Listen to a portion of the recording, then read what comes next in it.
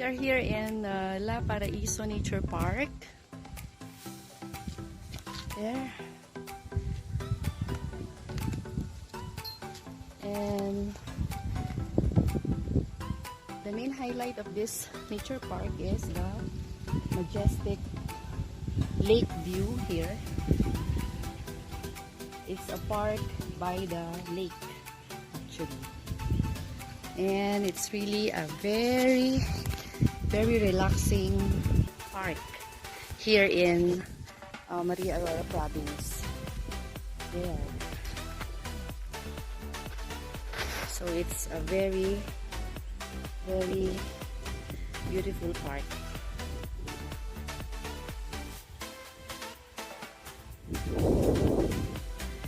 And we are spending, I think, 4 to 5 hours now since morning. And I'm going down the park, going to the lake actually, and it's so scenic. Wow. They have pool but there's no water, and my kids are frustrated because they cannot swim for today because there's no water in the swimming pool, while the lake there is very deep. So I'm going down here to see the lake view, and there are floating cottages that you can hire for 300 pesos for an hour, but they will provide you the life vest, especially for the kids who cannot swim. See, you can also hire their kayak. You can go kayaking here. I think 100 pesos per hour. Yeah. So earlier, when we arrived here, there are a group of I think police officers who came here since it's Sunday today, their free day, and they rode the kayak and the floating cottages. It's really so relaxing here. Okay, so I see you around, guys. So it's another adventure for me, exploring Aurora Province here in Paraiso Nature Park.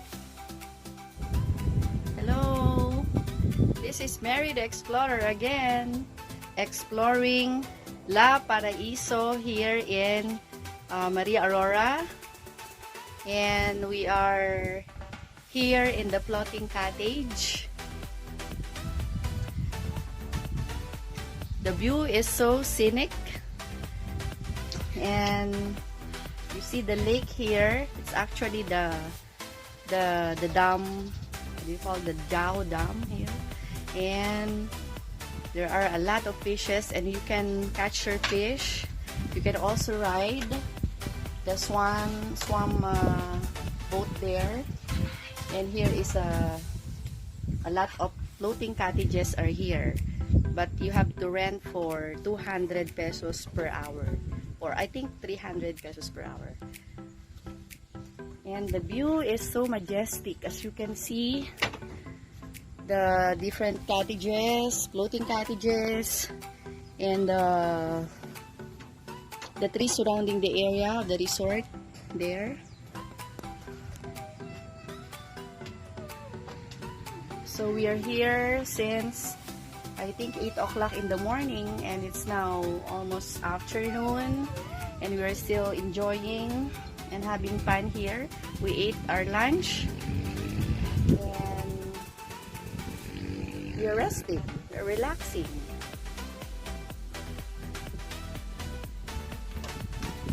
See the view here now. And since it's a lake, it's actually a very deep water, and I don't know if we could swim later.